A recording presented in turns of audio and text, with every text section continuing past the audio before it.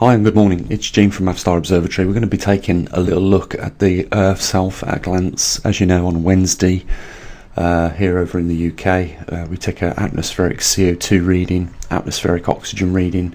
The magnetic North Pole position gets updated, as you know, if you follow our website, every 17th or on and around about that day. A couple of unique things we've got here at the observatory is a magnetosphere sensor which detects the strength of the magnetic field over the UK. We also have a muon detector, and I keep mentioning this, there isn't a lot of observatories that have muon detectors, and we should be getting a reading off Perth, Australia very shortly when that data gets sent back. But I do know that our superstar down in Perth is going to be Jeff. He's going to be working away for a few months, and we might get a little bit of lag in the data time when it's normally sent, because he works away for, I believe, 2 weeks at a time, and then he's back and then he goes again. So as soon as we get that, what I'm interested in is also including Perth's muon readings with the at a glance Earth's health. So as you can see, there's been a slight uptick in the volcanic eruptions, and that's always good to know because we have witnessed over the last 2 years a big drop off on volcanic eruptions. And I know it doesn't sound too good when I'm all happy about more erupting volcanoes. It's simply with relationship to what is going on in the core of our Earth. If there is solidification, you know, it's big trouble for us. As we know through studying Mars, you know, Mars lost its active volcanic activity first, then the magnetosphere shut down, then the atmosphere was lost along with the water on its surface. You know, it could be a similar situation to what we might find ourselves in at some point in the future. We just don't know, and the reason for that is because this pole reversal is unlike any other. It has taken another 500,000 years to go through a complete reversal. So we're in uncharted territory, but at least we're doing the right thing. We're recording the data, and if you follow us on around about the 17th of every month, you'll know that we record the magnetic pole north dipole migration in a very high resolution of 3-second intervals. So every 3 seconds we collect a date time stamp, the position of the pole, and that is recorded on our TriMag page there in the archive. It's just simply charted, but you know, you've got to imagine we collect over 300,000 readings every month, and in the 2 years that we've been doing it now, that figure is into the millions. And that's just the resolution that we've recorded this magnetic pole migration from 2 years ago. So we've got an alarming amount of data, and you know, when that pole starts to reverse, possibly in 2 years to 3 years, we'll have recorded the whole incident, and we will probably be the only observatory that recorded every 3 seconds. And that's simply because, you know, a lot of people say it's a bit more than what is necessary, but I'm hoping we won't miss a thing.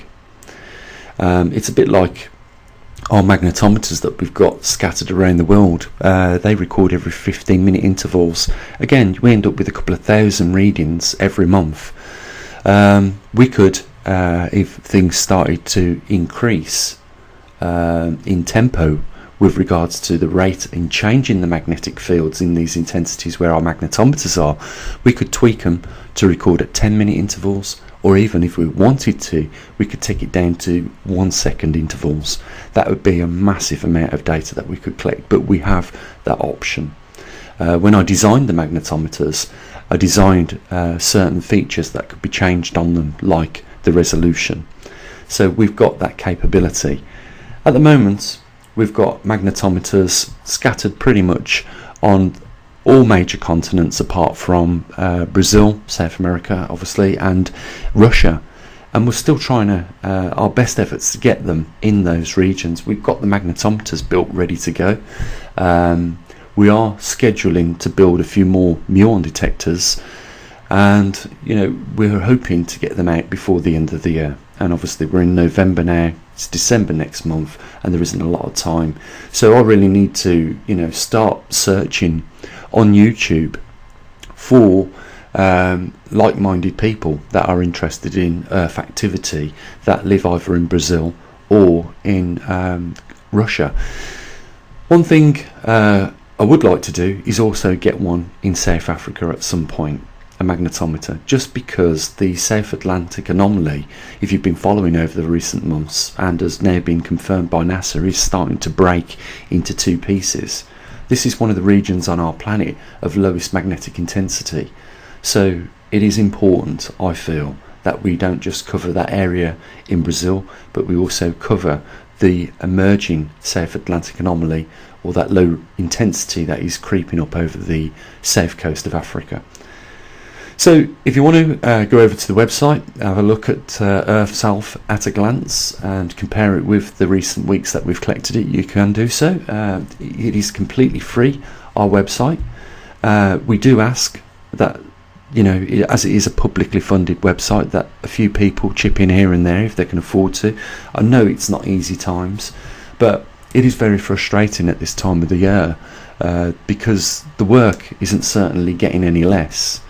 And, you know, but one thing that does come in short supply is actual funding for the observatory. And if you've been following over the last few months, we lost a regular big supporter of our observatory to the cost of around £700 a month, which is a big chunk of you know, funding for us. So, you know, we are looking to, you know, try and recover that somehow.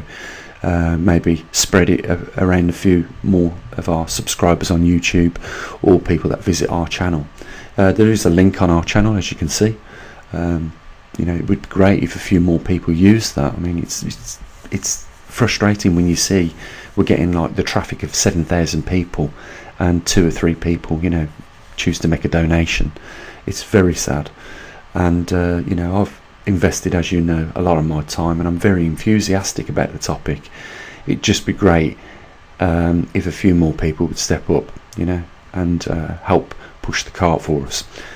Okay guys, I'll mention the link down there, the PayPal link, if you want to make a donation to our observatory to keep us going. That would be fantastic. I want to thank those people yesterday, you know, that stood up to that line and chose to donate a few bucks to the observatory. You know, kudos to you guys, and you know, I'm really glad that there are more people like you out there, you know, that see what we do as a valid effort and want to support it as well. So nothing else to say at this point. I might make a couple of videos a bit later on, just discussing some of the things that is going on around the world. And the only other thing to say at this point is what I usually do. That is, have a good day and bye for now.